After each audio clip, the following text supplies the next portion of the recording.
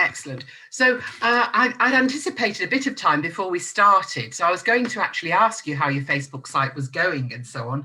But I think in the conversation that we had, it was a number of people mentioned getting engagement on social media.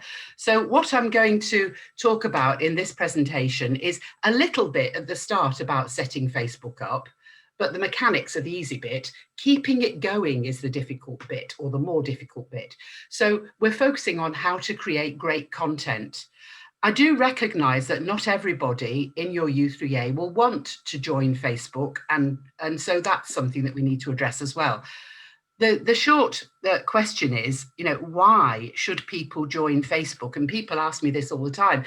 And ironically, Lichfield U3A, of which I'm a member, doesn't have a Facebook group. So my experience with Facebook is through my personal interactions on Facebook, and also in my business life, I used Facebook quite extensively and other social media for advertising purposes. So I'm used to the kind of marketing side of Facebook. But if you look at it, how can you ignore it? There are 2.6 billion users. And the four most downloaded apps of the entire decade are Facebook, Facebook Messenger, WhatsApp, and Instagram, which ironically are all owned by Mark Zuckerberg and his Facebook corporation. So perhaps you can understand some people's reluctance to get involved with Facebook because it does seem to be ruling the world. Other commonly used social media applications are obviously YouTube. I find YouTube absolutely invaluable, and WhatsApp, which I think is increasingly being used by U3As to communicate with people because it gives you instant notification on your phone of events and things, and you can do a certain amount of messenger discussion on WhatsApp, so that's really popular. Twitter, very popular. Snapchat, not particularly relevant to us because it's for a much younger demographic. Instagram, very popular, but 80% of the users on Instagram actually follow brands. So Instagram has got quite a niche, really. It's for people who want to exchange images for all sorts of reasons. And personally, I deal in images a lot. So I do have a separate Instagram account where I deal with a lot of images. Pinterest is an interesting one, particularly because it can feed content for other social media. So we'll talk a little bit about Pinterest in a minute. And the demographic of Pinterest is it's female, mainly aged 25 to 44. And a lot of what is on Pinterest is relevant to U3A groups. So Pinterest is like if you've not seen it, like an online pin board, and you can join Pinterest, tick what your interests are. So, basket weaving, scuba diving, whatever.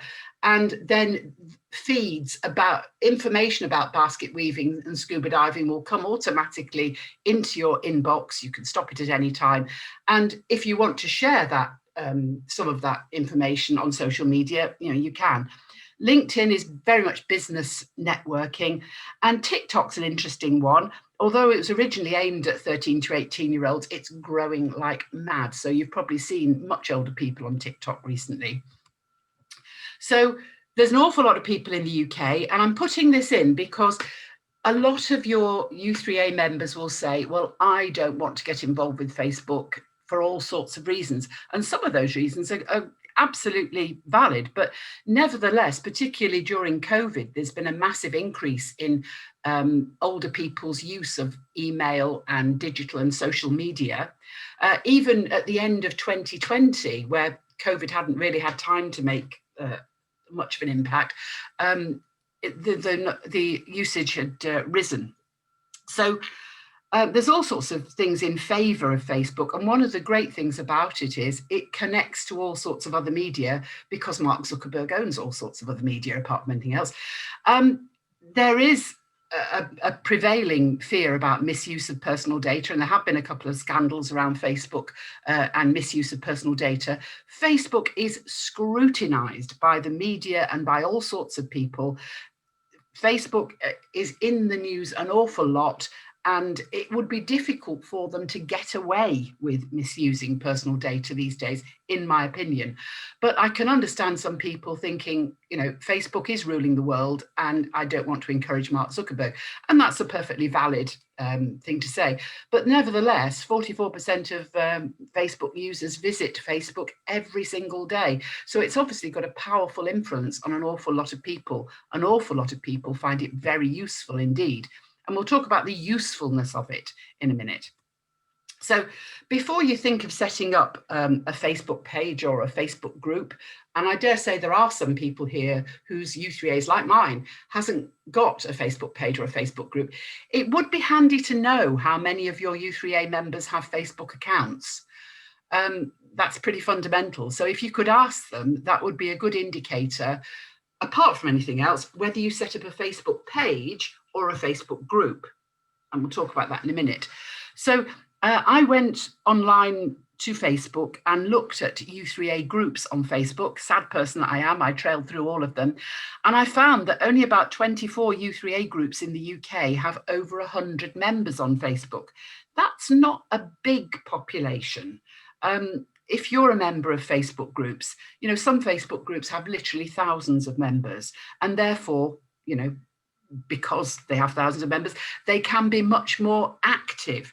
I mean, personally, sad person that I am, I'm a member of Doctor Who Facebook groups, and I'll tell you, I could absolutely be inundated with Doctor Who information all day and all night because there are so many people in those groups. And unfortunately, I stop the notifications. I go in and have a look, but I was only in this morning, actually, and finding out a bit about what John, the Liverpudlian comedian, is up to as he's recording Doctor Who in Cardiff.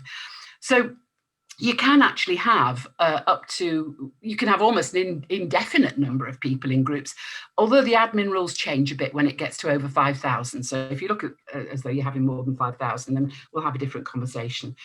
Ilkley, we'll look at later. They've got 1,700 members, and they have a very thriving Facebook group and Twitter account, and we'll take a look at that later. The difference between Facebook pages and Facebook groups is something that often confuses people. Facebook pages, just to reiterate, are always public, can be seen by anyone, but the critical thing to remember is only admins can post, but you can have as many admins as you like. People get a little bit confused by that because anybody can like a post on a Facebook page, and anybody can reply to it. They just can't originate a post if they're not an administrator. So if you haven't got many members, if your members are not very active, you might want to consider a Facebook page because it can always change into a group later, and it can always be linked to a group. So let's just take a look at the types of Facebook group. Open groups, closed groups, secret or hidden groups. u3a generally encourages people to run closed groups.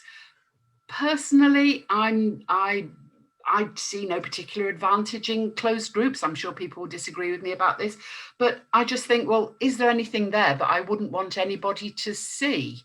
In an open group, anybody can see who's in the group, and perhaps they can contribute to it, but only members of the group can actually post. So I'll circulate this presentation afterwards, so I'm not going to read through this, but I thought it was handy just to put in a table what the differences are. And in terms of a secret group, if you're planning something like a surprise birthday party, this was my first experience of a secret group. My niece was planning a birthday party for my cousin, and so she set up a secret Facebook group that my cousin couldn't find, and we all posted our stuff in there, and she downloaded it all and used it at the birthday party. So it can be really, really handy. So if you're choosing between a Facebook page or a group, this is a summary of the difference between them. And one more good thing about pages, and I'm very fond of pages, is page admins can see graphs of page activity. So you can actually see at a glance how well your page is doing. So if you're dipping your toe in the water, it might be an idea to set up a page to start with. And the good thing about pages, again, as we come up to U3A Day, is that pages can be used as online posters for events, and you can archive them and bring them out again. So if you design a really good page for U3A Day, you can archive it, and then when it's U3A Day next year, you can bring it out again, edit it. You don't have to start from scratch. So this is a good example, I think, of a Facebook page for an event, Southport Flower Show, because if you look on Life in Bloom, the big one, that's their Facebook page. And on the right, you can see their website. And their website absolutely echoes their Facebook page. And this is something about Facebook, about social media in general. You can very easily repost from one source of social media to another. So you don't have to recreate stuff. You don't have to do much to create a Facebook page and a web page. You can share the content very easily between them. If you have a look at Southport Flower Show, it's remarkable how much content you can actually get on a page. I mean, they've got all sorts of stuff in here, and you can see their graph below. You can very easily see how many people are looking at the Facebook page and when they're looking as well. Now, we're not going to go into the mechanics too much of Facebook today, but certainly you can make your posts far more effective by posting them at the right time of day. But that's the level of sophistication that we're not going to go into too much now. But if you set up a Facebook page, how many people might you reach? If we're talking about new members, clearly if you've got a closed group, it's not going to attract new U3A members, which is why you might want to set up a Facebook page that's always public and that advertises your U3A, and that can be used to attract new members. How many new members might you actually reach in your area if you had a Facebook page? Well, let's take a look at Facebook adverts. If you go on to sources online, or if you go on to the West Midlands region website, or if I post them to you, you'll see the Pathfinder guides to Facebook, and there's a Pathfinder guide on how to create Facebook adverts. And so I personally think Facebook adverts are very handy. They are very cheap, very cost effective, even more so than Google adverts. So let's take a look at Facebook adverts and perhaps how easy they are to create. And this is a Facebook page that I do administer, which is for Lichfield Society of Artists. So you just click the thing next to your name, you go to the drop-down menu and choose ad. Facebook is all about reading the menus. It can be a bit of a pain at times because there's so much to read, but once you find the right thing on a menu, you're away. There it says advert, there, choose a goal. There's all sorts of different goals you could have. So you can get started with automated adverts, which is the easiest one to do. People often ask me what boosting a post means. So if you boost a post, so somebody's written something on Facebook, if you want to boost it, I'm afraid you might have to pay for that. But if you get started with automated adverts, and then it takes you through a process, you just literally answer the questions. So it goes through, choose your goal, get more leads, and it gives you, before you've paid any money at all, estimated daily results. So every day for, say, 5 days, the daily results are between 120 and 347 people reached. So you might get 2 new members out of this. What I would say is if you go into Facebook ads, you can find out how many people in your local area are perhaps aged over 60 or aged over 55 and are within, say, a 10-mile radius of your U3A, and you can reach them by Facebook. So those are the people that have Facebook accounts. I would say be pessimistic. Consider that you might have a 5% or a 2% response rate. Do you think it's worth spending the money to get that number of new members? Usually it is. We've got daily budget here estimated. I haven't paid anything at all, £3.65. For 5 days, it's £18.25. So there you go. You can place your advert. You might want to your advert. You could promote your page. That gives you an idea of what the advert creative would look like. The advert creative, so the actual advert itself quite often takes the big picture that's at the top of your Facebook page, and more about that later. And it gives you an advert preview so that you can see what your advert might look like. And again, we've got, if you want to promote your page, the estimated daily results will be bigger. Facebook estimates between 368 and 1,100 people each day will see your page. So this is a very effective way of advertising for new members. And of course, those new members will be on Facebook. So you'll get even more people, we hope, looking at your Facebook page or your Facebook group. So this was Chepstow U3A's Facebook advert. That's what they had. And these words are actually from Chepstow U3A. The campaign lasted 1 week, reached 1,100 people. 200 people actually clicked, participated. It boosted their website. We spent £7 and Facebook gave us a £5 credit as an introductory offer. So for £2, they had all these results. So I would encourage you really to give Facebook adverts a go. Even if you decide not to go through with it, you can go right through the process and see how many people you could reach and then make your decision. Do you want to spend up to £20, I would say. If you compare that with the cost of any leaflet or advert or pull-up banner, it's pretty cost effective. So you're using Facebook to enthuse and inform members. And how do you do that? Set up your Facebook page or group, create a calendar of regular events, keep the interest going, repost from other sites, and keep linking to the traditional media, your website and your newsletter, because you'll never get everybody on Facebook. So you've got to keep going with your traditional means of communication. And the good thing is you should be able to post from one to the other. Some people do their newsletter, their U3A newsletter, through MailChimp, and MailChimp has a box that you can tick which says post to social media, and it lists the social media. So you can actually automatically, when you send your newsletter out from MailChimp, post to, Facebook or Twitter or Instagram or whatever you choose. And it's just a tick box. So if you decide not to go ahead with that, you don't have to.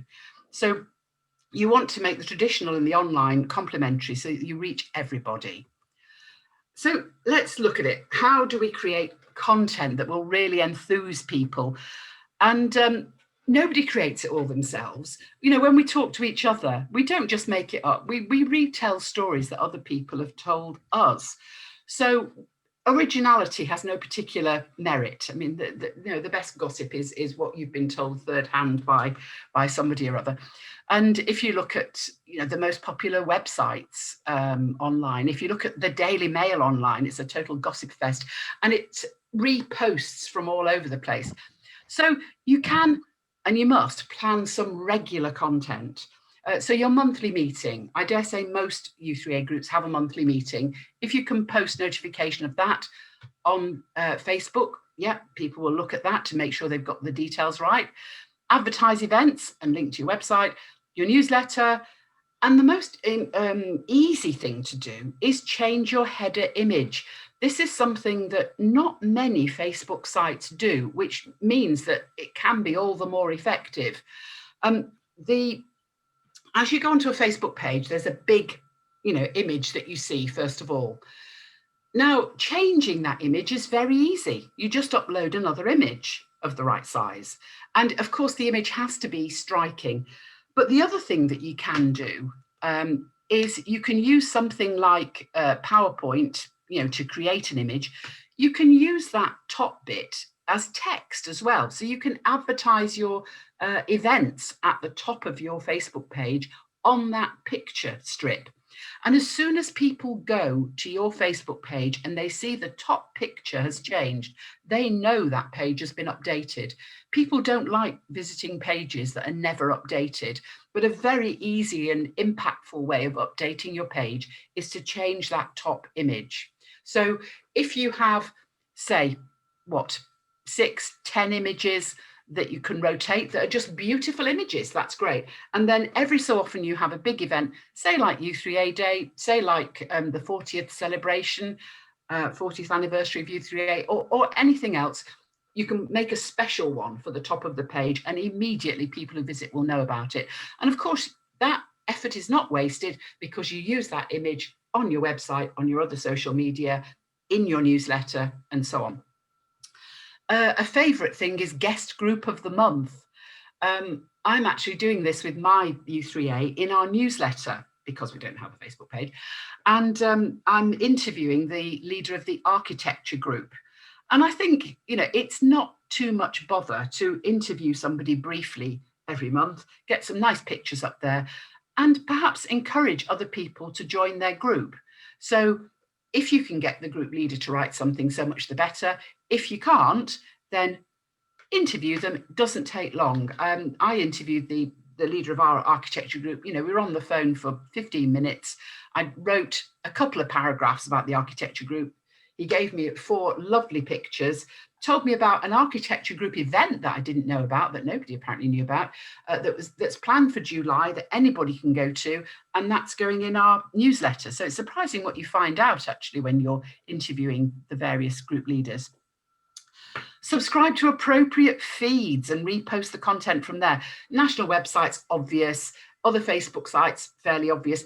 Pinterest is really useful. But it's got to be fun as well. So each admin of the site, and I would say at least 2 admins, if you can have 4 admins, so much the better. Why wouldn't you?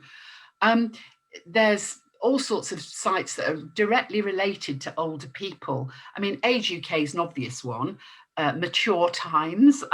We have this. I discovered this in our local library. Mature Times, dear me. Anyway, Restless, you may have heard of. Quite good. It produces a weekly email newsletter, which I regularly repost from. And They Work For You, a politics site, can be quite handy. I know U3A is not political, not religious, but sometimes there are things there that are not overtly political, if you see what I mean. It's something about how the government is thinking about addressing the question of social care or other things to do with older people that people might find interesting. And I'd also say have admin get-togethers. People need a bit of encouragement to be admins because it is a bit of extra work. And if you can enthuse the admins, then they will be enthusing the posters, enthusing the people who look at the Facebook page. So ask them, how's it going? And try and keep it fun. Charlie Bit My Finger is in the news at the moment. Sorry, can you hear me okay? Yep. Yeah, good. Because it's been sold for $500,000. It's been sold for $500,000. It's now being sold as an NFT, a non-fungible token. And this is a growing thing in terms of social media content. It's now being monetized and sold. So if you manage to create some content that's really good, you might in future be able to sell it as an NFT. Fungibility is exchangeability. So if I had 3 oranges and you had 2 bananas and we agreed to swap them, we'd be agreeing that a fruit is a fungible and exchangeable item. A non-fungible item means it's unique. So Charlie Bit My Finger video has been now created as an NFT, a non-fungible token. It was sold on Monday, yesterday, and is in the process now of being removed from every single internet site and outlet, so that the only way you'll be able to access it in the future is if you pay.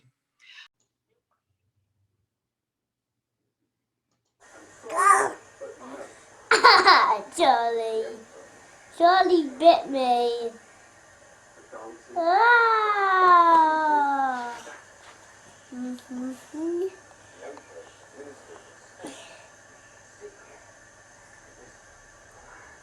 Ah. Oh, ouch. Ouch.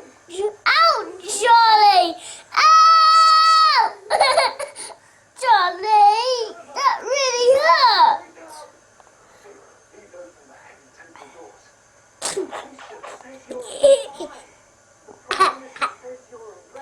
No, Charlie bit me.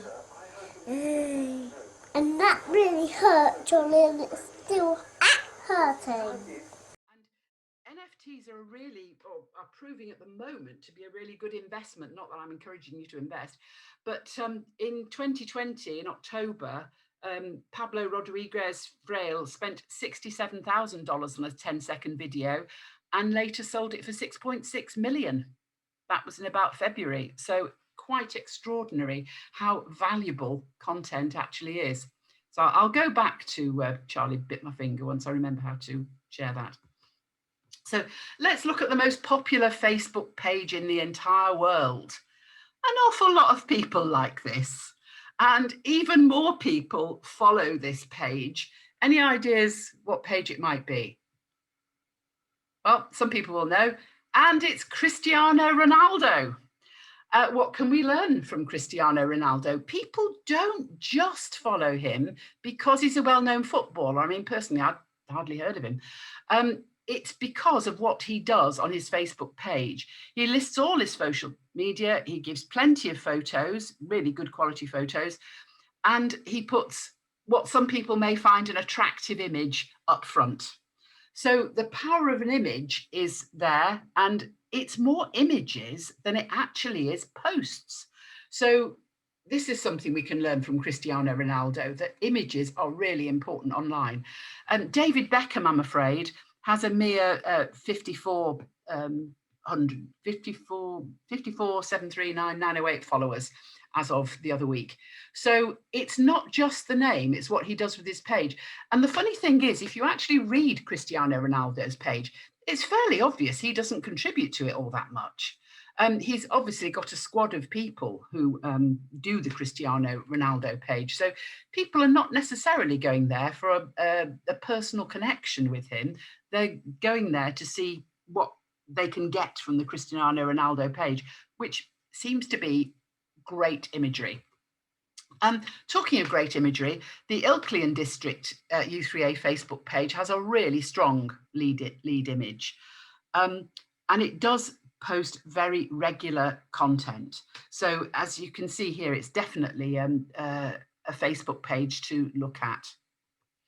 And the good thing, I'm going down their Facebook page now, so I've screenshotted their Facebook page, and you can see they don't rely exclusively on their own content. They actually reposted from Stoke-on-Trent South, which that's West Midlands. That's not in their region even, but social means sharing.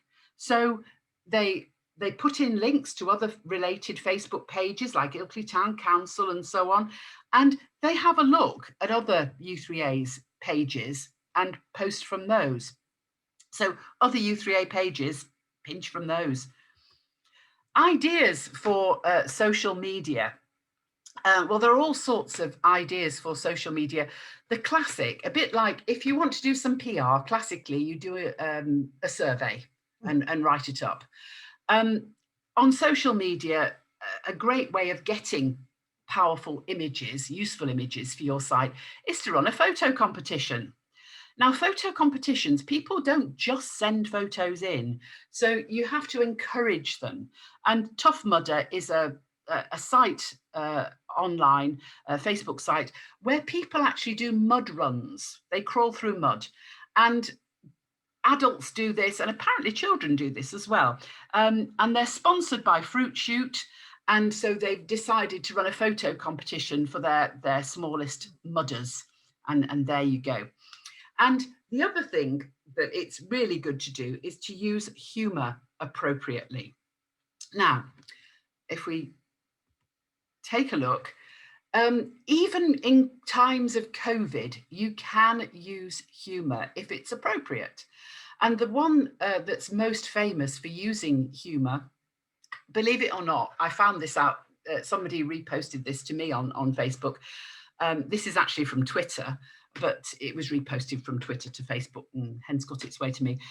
The New Jersey government reminded its populace to keep at least one Springsteen of space between themselves and others.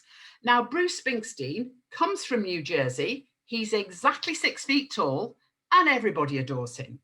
And actually, I did look it up. They didn't ask Bruce Springsteen's permission first. They just did it. There's a certain amount of, Wild West still about the about social media, and I think people do things and have their knuckles wrapped later. So there's a certain amount of timeliness to it all. But you know, if you can be funny, it's much more memorable. And if you are on social media, I'd advise you to have a look at New Jersey and what they've done about COVID, because it is hilarious. And what gave them more coverage than anybody else was actually a rather miserable senator saying, why are they trivializing COVID in this way? Why are they doing this? You know, who gives them the right to treat a global pandemic with humor? And the response was, your mum, which is a bit of an insult. And anyway, so the New Jersey official account said, your mum, back to this senator. And in the US, the internet absolutely exploded. All of a sudden, they had like 100,000 views on their site. And people were almost to a man saying, we need some humor in a global pandemic. This is absolutely relevant. Bruce Springsteen is 6 feet tall, etc. And even Bruce Springsteen posted and said, I don't mind. And the person who objected was made to feel rather foolish, I imagine. So humor has a really big part to play if you can manage it. Can we see this? I'll just put the sound on. Yep. Yes, okay. Can we see Hootsuite? Yes. Yep. Yes. Good.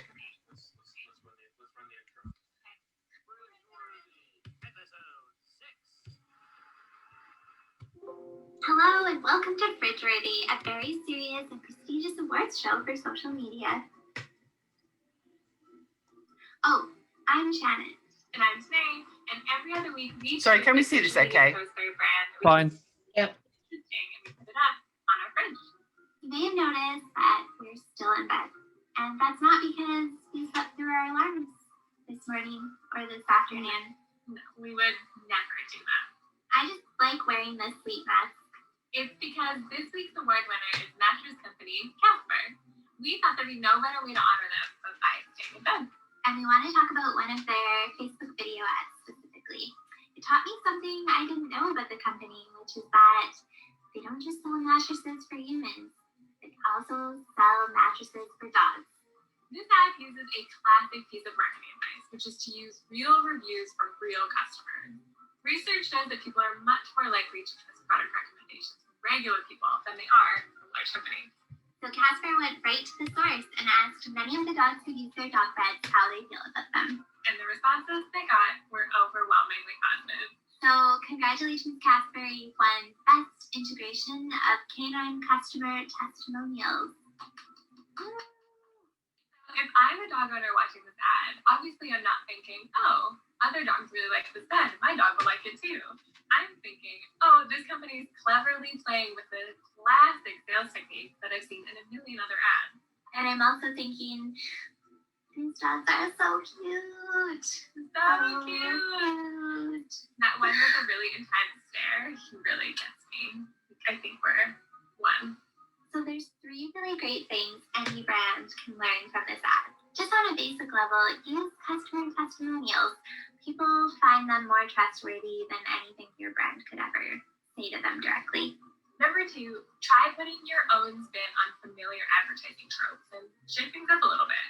Make a list of all the things you've seen a million times in ads that you're maybe totally sick of, and brainstorm ways that you can either do them differently or even poke a little fun at them.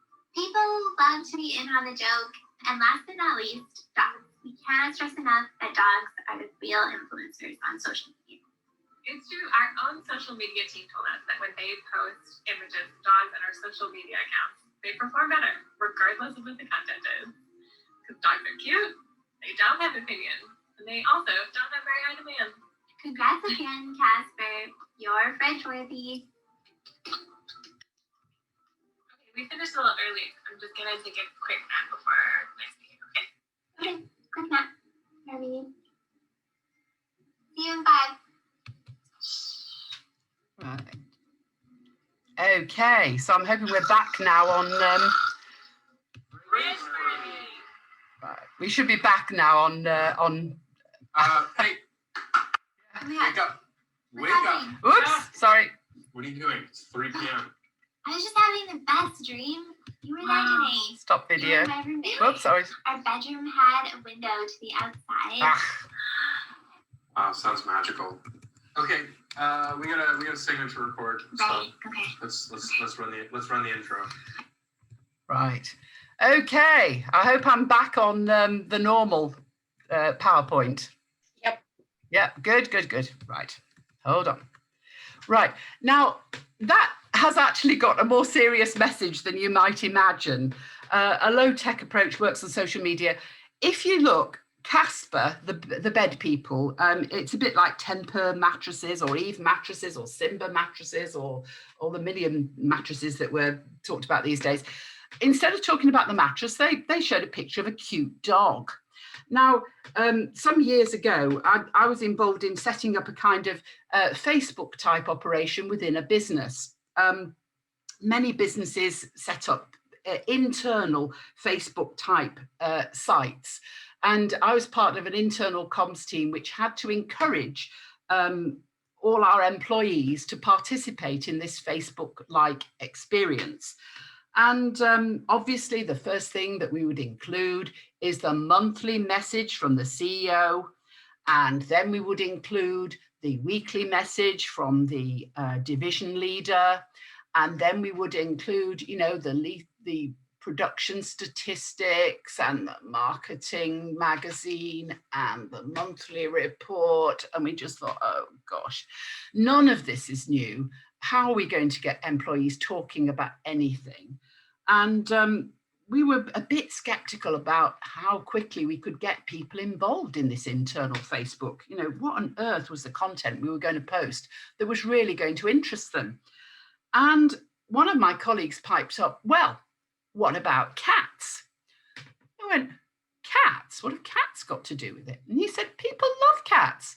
You'll see the people on Hootsuite felt that dogs were the most attractive of things. But actually, if you look on the internet, cat sites are just really popular.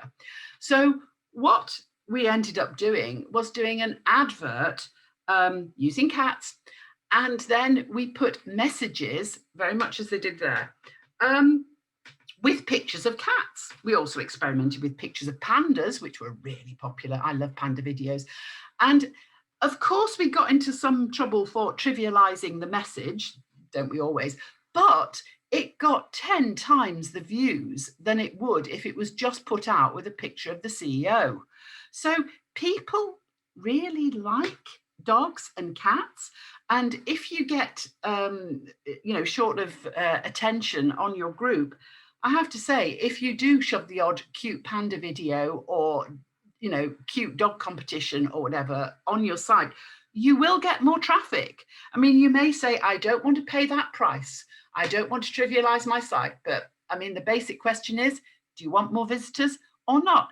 And if you can make that content relevant to your message, because that's the real challenge, then, good luck to you.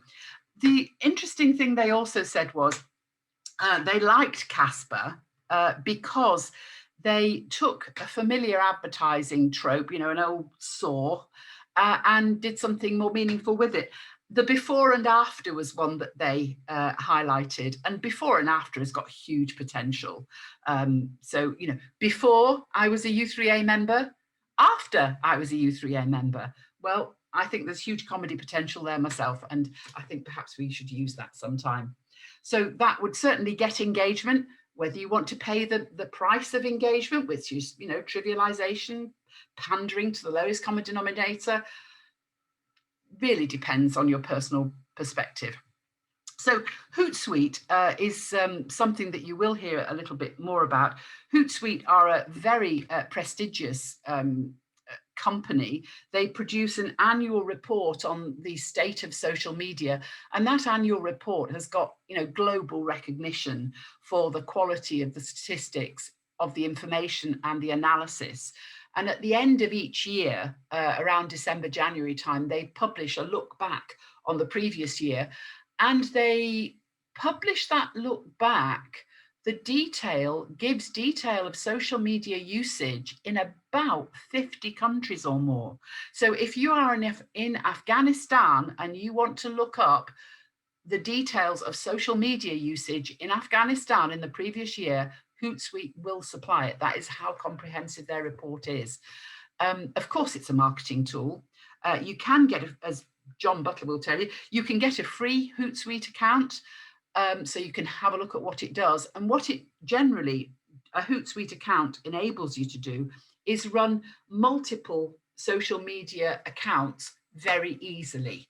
So if you've got a calendar of content, if you've got a Hootsuite account, it makes it even easier to repost from one type of social media to another. So you could have a piece of content in Instagram in January and in Facebook in March, the same piece of content. You know, people have forgotten about it by then. So Hootsuite can make your life a bit easier if you're managing multiple accounts. Most of us aren't, but if we keep it simple, you know, we may not want to use Hootsuite, but we can certainly use their insight. And the Hootsuite site, as you will would imagine, is very entertaining in itself.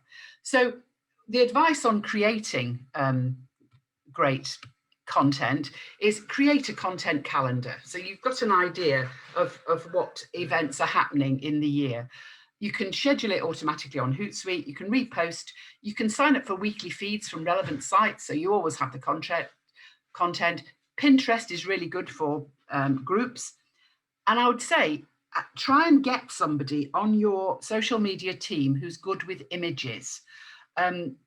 This might be a group of people. You need good photos and you need the ability to manipulate those photographs, just resizing and cropping photographs. And if more and more these days, social media sites are about images rather than words. So you really need somebody on your team who's good with images. And that might be something for a later workshop, because I think images are so important that perhaps we should, as a u3a corporately, you know, pay more attention to images and enable people to manipulate images and video, because none of it's difficult. On social media, there is an enormous amount of help because it is social media. And I think if you wanted to sell it to any of your members, the amount of help and advice you can get on social media is fantastic. And I'm sure we'll all be, you know, testimony to that. Years ago, when I was trying to get my daughter somewhere to live in Brussels, I just posted on social media, I'm trying to get my daughter somewhere to live in Brussels.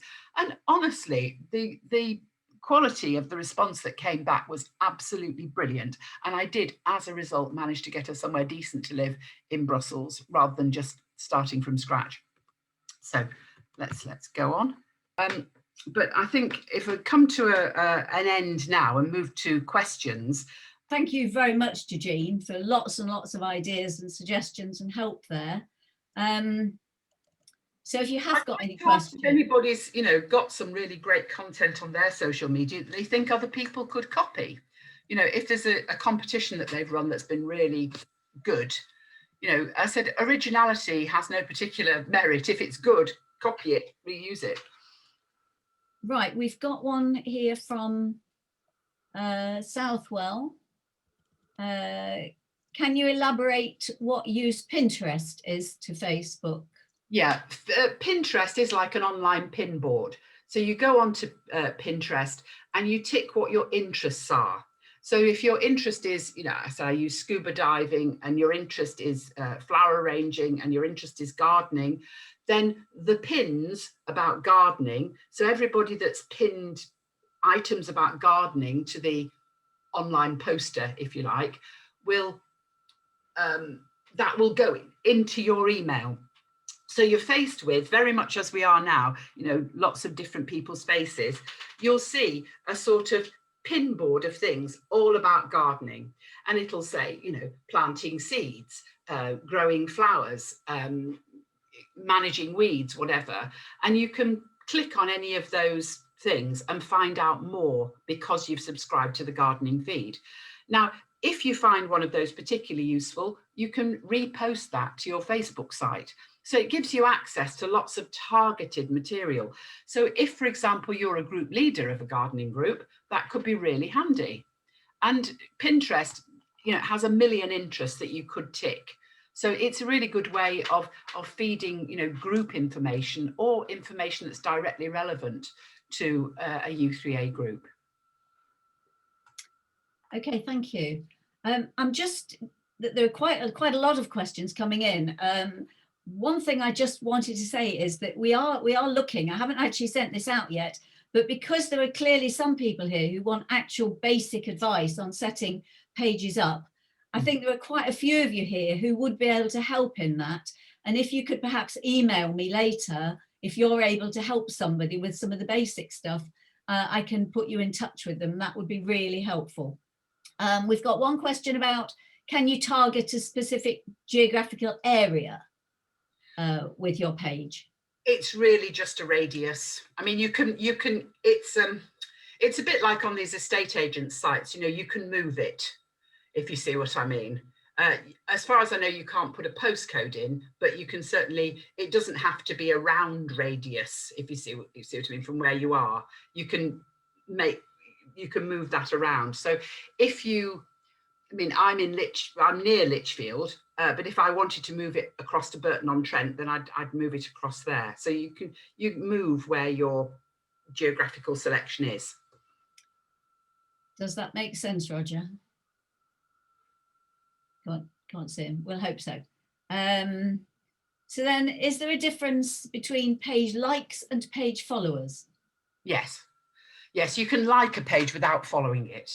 If you follow a page, then you will get information back from that page. But if you just like it, then you're just complimenting the people on their page. Okay.